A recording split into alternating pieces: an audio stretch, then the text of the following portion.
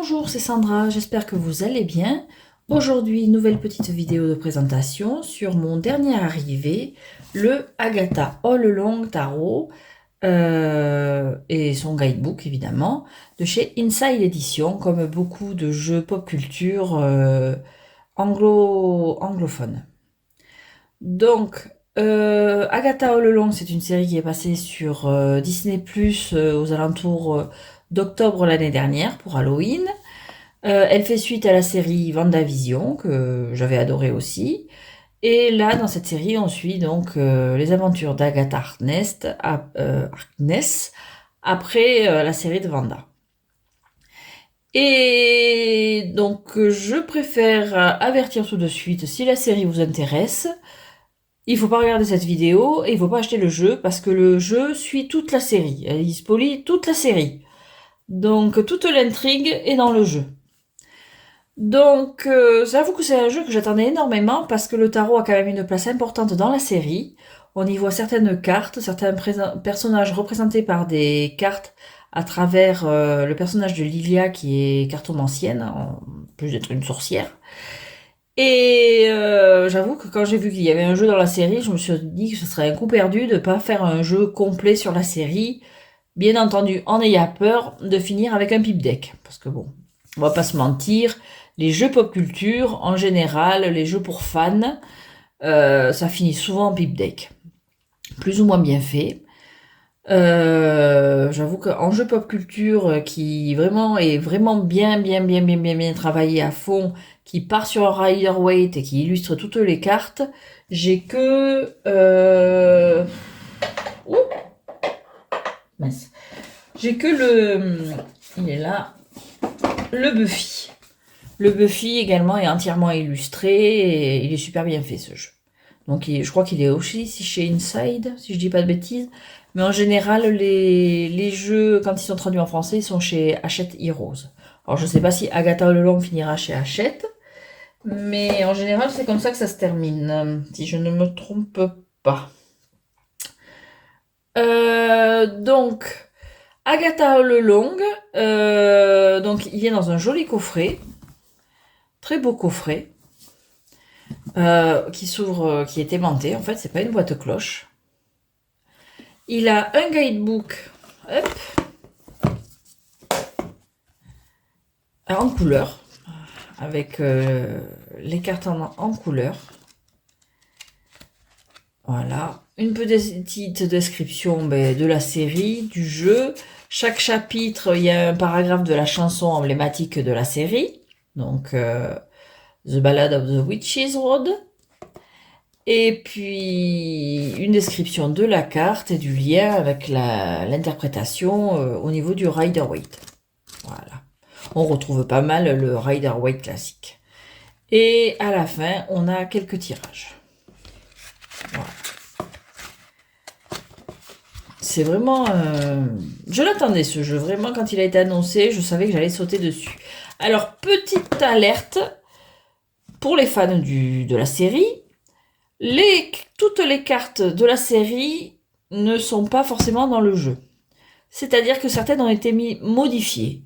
Alors, ma petite théorie, c'est que c'est pour une histoire de cohérence, parce que, entre autres, la carte de la grande prêtresse, c'était un des personnages, Jen, habillée comme la grande prêtresse du Rider-Waite classique. Et là, ils l'ont mis avec ses vêtements de la série, une posture de la série. Je pense qu'ils ont voulu faire que tout le jeu reprenne des scènes ou des images de la série, une esthétique de la série. Donc peut-être que les images qui sortaient, enfin les cartes que l'on voit dans la série et qui sortaient un peu trop, qui rompaient cette cohérence, ils les ont modifiées. C'est ma théorie. Mais bon, j'ai pas toutes les cartes de la série en tête. Il y en avait 7 ou 8 qui étaient montrées. Je les ai pas toutes en tête. La série commence à dater dans mon petit cerveau. Voilà. Donc c'est un super petit jeu. Bon, je pense que si vous n'avez pas vu la série, vous pouvez quand même vous y retrouver. Mais bon, vaut mieux avoir vu la série pour faire les liens et raccrocher les wagons, quoi. Voilà, donc et la boîte aimanté, super joli, en noir et un violet bleu brillant, qui sont les couleurs d'Agatha en général. Et les cartes ont cet aspect un peu vieilli qu'on retrouve dans la série. Alors au fond, on a voilà, un petit message. Voilà, on va pas s'étaler sur la route des sorcières, surtout si vous n'avez pas vu la série. Mais bon, attention aux spoilers. Donc, c'est des cartes inside, donc épaisses, assez souples. Le dos est comme ceci. Alors, je sais qu'il y a des plaintes parce que c'est pas les couleurs d'Agatha. Mais bon, ça reste... le jeu a cet aspect un peu vieilli, jauni. Donc, du coup, là aussi, c'est plus cohérent, en fait. Donc voilà, on a le petit logo Marvel, bon, c'est assez discret. Moi, j'aime pas trop quand il y a des écritures sur les dos, mais bon, là, ça passe. Puis avec US Game, on a l'habitude, ils le mettent partout. Mais bon, là, on n'a pas l'éditeur, c'est Marvel qui s'affiche, donc sur ce dos, qui est pas si mal et réversible. Voilà. Alors, les cartes. Donc, on a le fou. Donc, encore une fois, spoiler alerte, toute l'intrigue de la série va passer par les cartes. Hein. Donc, jusqu'à la fin, jusque pratiquement la dernière scène, en fait. Donc, vous êtes avertis. Donc, le fou, évidemment, on a Agatha, quand elle redécouvre, enfin, retrouve la mémoire, parce que au début de la série, elle est amnésique, elle se souvient plus qu'elle est une sorcière, et elle a plus ses pouvoirs. Là, on a Billy, enfin, l'ado pour le magicien. Alors le jeu est divisé, c'est expliqué dans le guidebook. Le jeu est divisé, les premières cartes c'est le Coven d'Agatha, donc ceux qui empruntent la route avec elle, et la fin des majeurs, je parle des majeurs. La fin des majeurs c'est son passé, donc il y a vraiment un chemin pour Agatha. Donc le magicien, donc voilà la grande prêtresse. Donc dans la série, celle-ci, c'est celle que je me rappelle le mieux. Il y a vraiment ce personnage, John Jen, habillé avec la tenue de la grande prêtresse, les colonnes noires et blanches. Enfin, c'est ce personnage, mais dans le rôle de la grande prêtresse. Alors que là, on reprend, même si elle a la pose là et la lune, on reprend. Bon, elle vend des produits cosmétiques, donc on la reprend telle qu'elle est dans la série. Là, on a Madame... je me souviens plus son nom. Je me souviens plus. Alors, Davis, voilà, Madame Davis.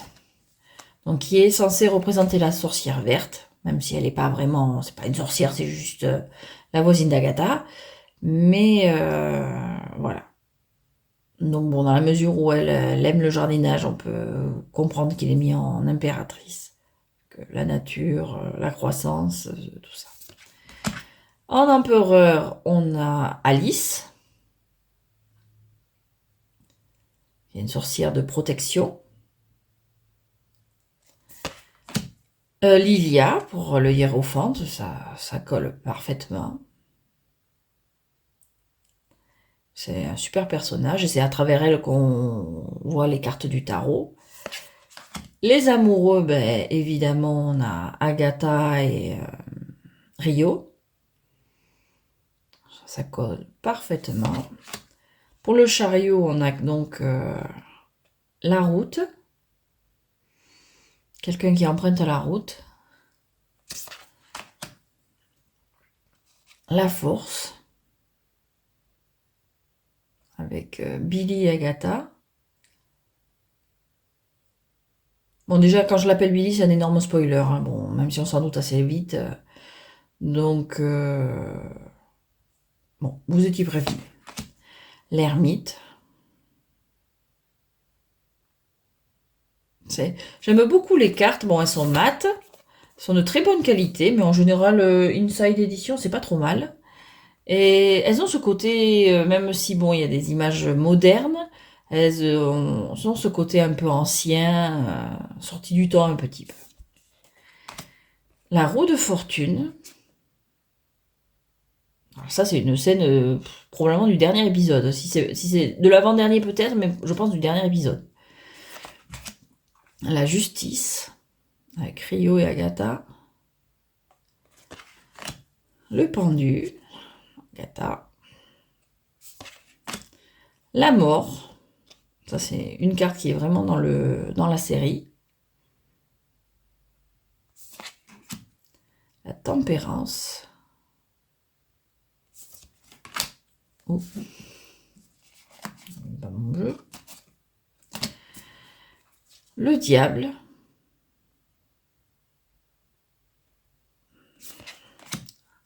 La tour. Celle-là, je sais pas si elle est telle quelle. Je me souviens plus si elle est telle quelle dans la série, mais c'est une scène pareille. C'est très lié à ce qui se passe dans la série. Un des meilleurs épisodes de la série d'ailleurs. Et cette scène est reprise dans un autre jeu. Parce que bon, c'est un jeu travaillé, vraiment pour du... Bon, c'est du fan art, c'est pour les fans. Donc, enfin, on peut considérer que c'est pour les fans. Faut plus ou moins connaître la série quand même pour avoir envie d'acheter ce genre de jeu. Il est quand même travaillé. Ils ont essayé de vraiment de coller à la signification. Je suis pas sûre que moi j'ai pas parlé des celles qui l'ont créé parce que évidemment ça paraît pas. Andrea Anna, illustré par Brittany Horn. D'après ce que j'ai pu lire dans leur présentation, à la fin du livre, du guidebook, elles sont pas forcément dans le tarot. Elles sont dans les comics, mais elles sont pas dans le tarot. Et je trouve que bon, elles ont quand même bien travaillé pour que ça colle aux interprétations traditionnelles, aux riders. Non, c'est vraiment un jeu qui a été bien pensé en fait. Pour une fois, ils se moquent pas de nous. Ils se moquent pas des fans en fait. Alors l'étoile, avec les parents. On voit le dôme, la ville où se passe l'intrigue de WandaVision. La lune, avec Nikki qui chante, qui attire les sorcières. Voilà, là on est dans le passé d'Agatha avec son fils, Nikki.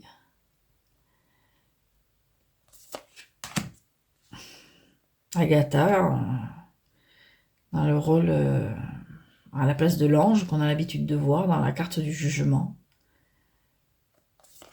Et puis, bon, on est vraiment sur les dernières scènes de la série là. Donc c'est hyper cohérent. Alors après on arrive aux mineurs, et la particularité des mineurs, c'est que bon, dans Agatha All Along, elle passe par la route des sorcières afin de chacune obtenir ce qu'elle souhaite. Bon, pour certaines c'est le pouvoir, pour d'autres c'est des réponses, enfin bon bref.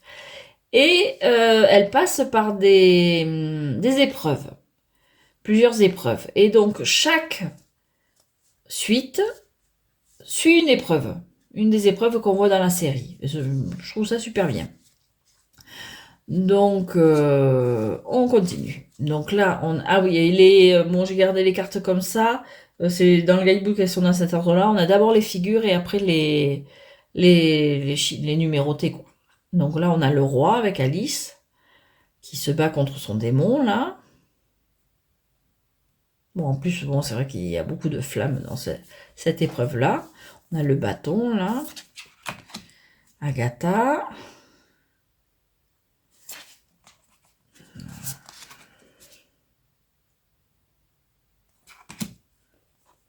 De nouveau Alice, là. C'est bizarre, ça. Parce que elle est pas... C'est pas la même épreuve.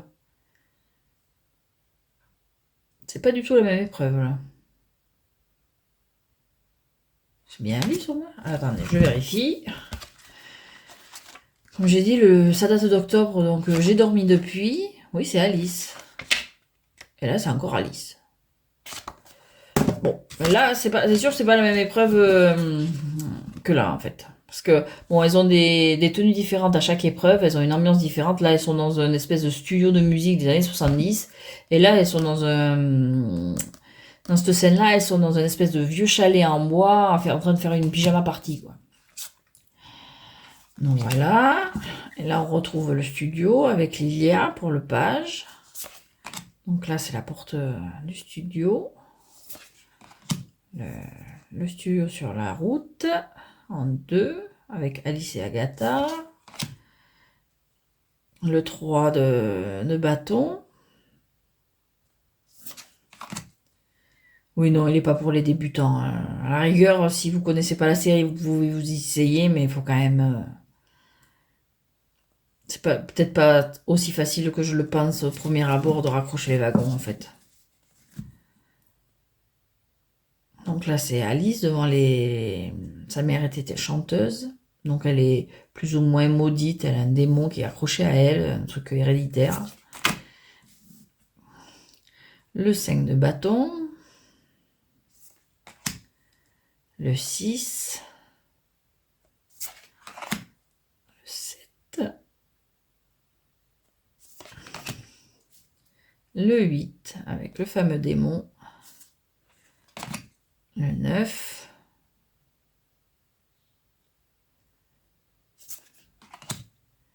Et le 10. Donc dans cette épreuve, elles doivent, pour pouvoir sortir de cette pièce enflammée, combattre le démon d'Alice, la libérer.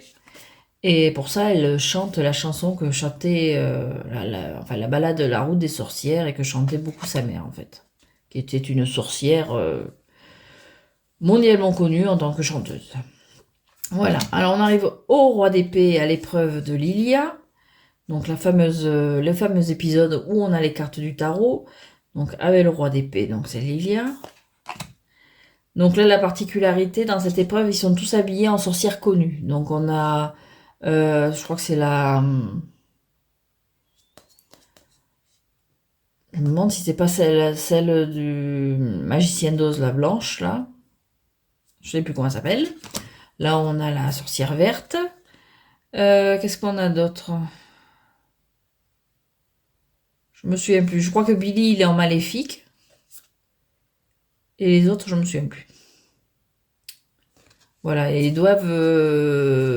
ils ont un tirage de tarot, si je me souviens bien, qu'ils doivent interpréter avec un toit qui descend avec des lames, qu'on voit là. Et ils doivent faire les bonnes interprétations avant que les lames les transpercent. Alors, à chaque fois, c'est un danger de mort. Le cavalier avec Jen.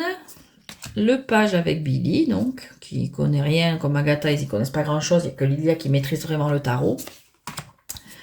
Donc, ils sont dans une espèce de château médiéval pour cette épreuve. Donc, avec l'as d'épée. Donc, voilà. Donc, on a Agatha et Billy. Cette carte est dans la série. On la voit au moment où Lilia fait le rapprochement donc avec les cartes du tarot et comment se présente leur aventure en fait. Le 4 d'épée. Avec Lilia et Jen. Le 5. Le 6. J'aime bien le design rétro quand même. Mais bon, ils ont repris le design qu'il y avait dans les cartes de la série en faisant quelques modifications. Peut-être qu'ils se sont dit que ça cadrait pas au moment de la conception du jeu, je sais pas. Le 7.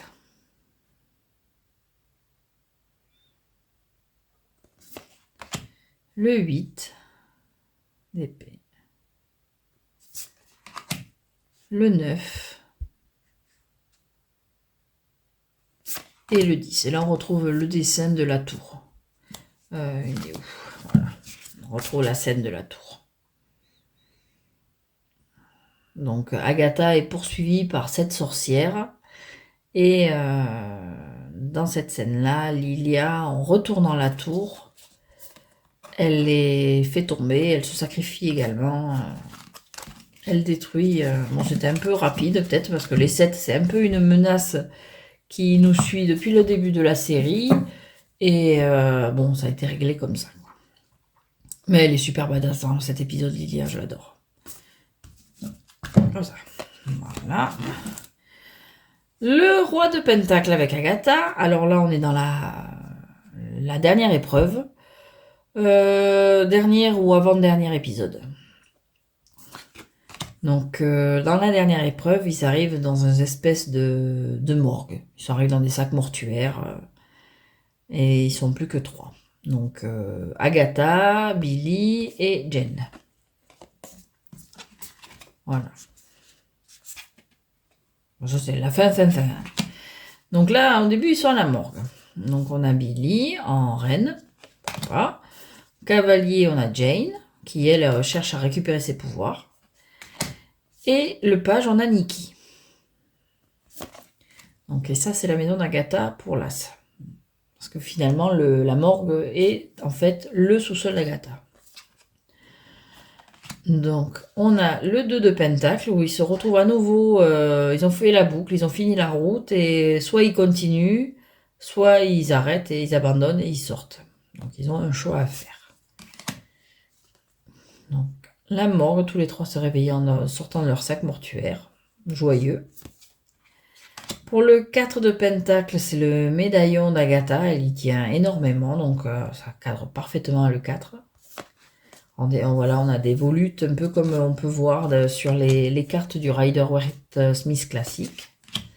Le 5 de Pentacle, où Agatha est toute seule, c'est la seule à ne pas être sortie de l'épreuve. Et si elle traîne trop, ben, elle va mourir évidemment. Le 6 de Pentacle, Jen a récupéré ses pouvoirs. Je crois même que c'est avec l'aide d'Agatha, parce que je crois que c'est Agatha qui a plus ou moins été... Elle a plus ou moins aidé les gens qui lui ont pris ses pouvoirs et elle a aidé à les récupérer, quoi. Un geste généreux, ce qui est assez rare avec Agatha.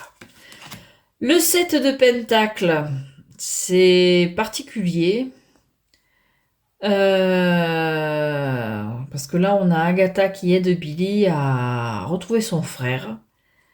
Et ça passe par une scène relativement dure d'un enfant qui se noie. Donc, oui, c'est assez particulier. Là, faut vraiment, pour accrocher le wagon, faut s'accrocher, c'est le cas de dire.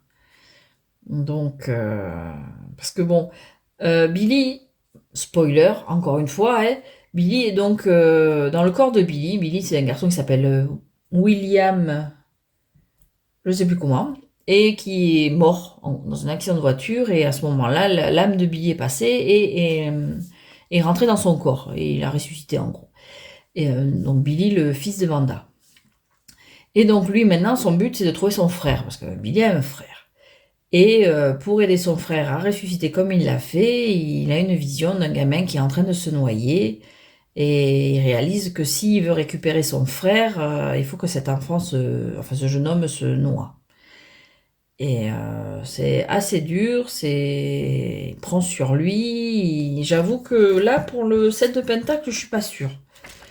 Qu'est-ce qu'il raconte? Je l'ai lu, hein, mais bon, je n'ai pas tout retenu non plus. Alors, Tommy, l'esprit de Tommy. Il réalise donc, oui, l'enfant, enfin le jeune homme doit mourir pour que l'esprit de Tommy investisse son corps.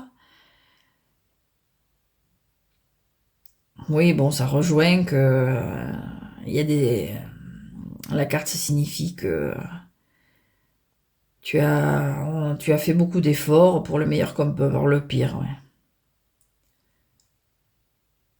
Mais que tout vient avec un prix. C'est un peu une version assez négative du set de Pentacle, enfin de denier. Le 8. Bon, ben là, c'est Agatha qui l'aide.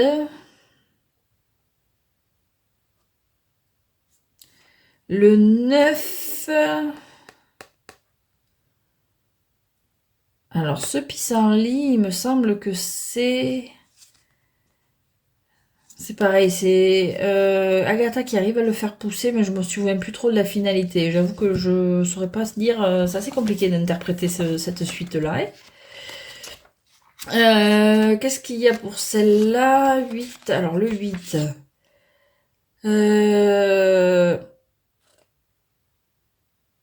Bon, là, elle décide de l'aider. Alors, la carte signale a besoin de discipline.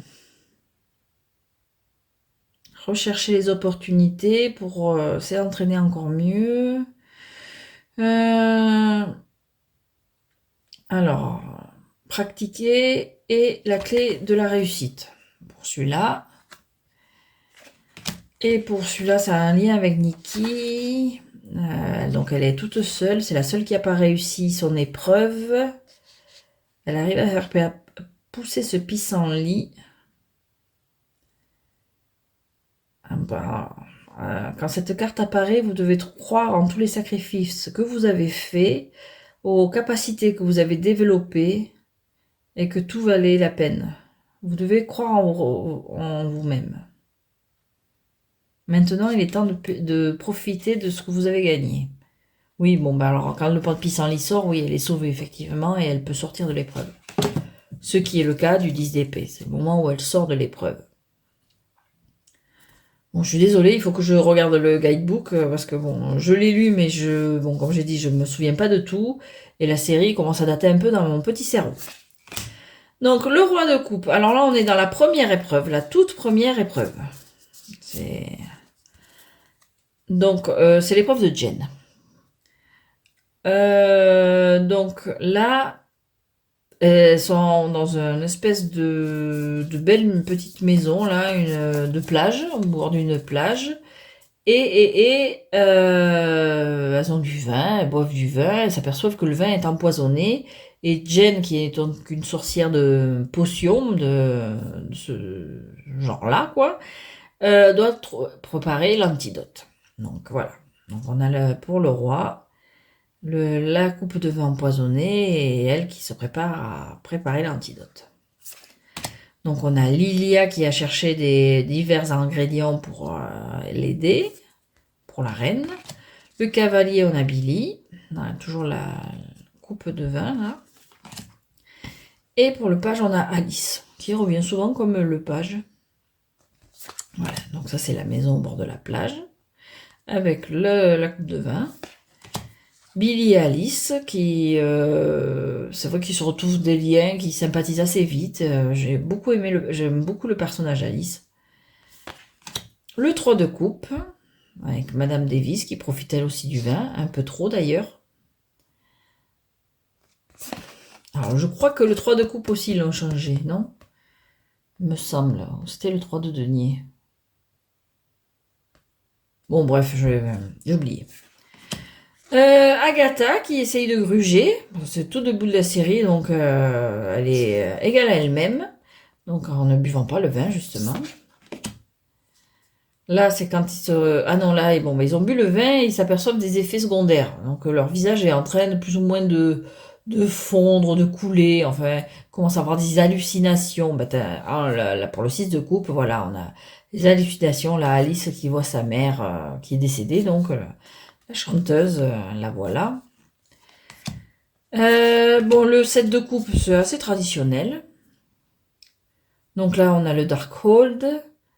On a le plus ou moins l'histoire d'Agatha. On a le Darkhold. On a Rio. On a aucune idée de qui c'est. Là, on a Vanda. Et là, je sais pas qui c'est. Est-ce que c'est pas la mère d'Alice? Donc le Darkhold, j'espère que c'est comme ça qu'on dit, je me souviens plus. C'est un livre qui possède beaucoup de magie noire que possédait Agatha et qu'elle a perdu, puisque je crois qu'à la fin de Vanda, c'est Vanda qui l'a. Là, bon, c'est quand elle s'échappe de l'épreuve et malheureusement, Madame Davis qui a bu 2 verres et qui n'a pas bu assez d'antidote. Elles l'ont un peu oublié, je me souviens dans l'épisode, je me disais, mais ils l'ont complètement zappé, ils l'ont oublié. Et effectivement, elle survit pas, elle meurt du poison, elle survit pas à l'épreuve. C'est la première. En même temps, elle était là par pur égoïsme d'Agatha qui... Au début de l'histoire, elle est censée trouver une liste de sorcières, une sorcière verte, une sorcière de potions, une sorcière... enfin, différents types de sorcières.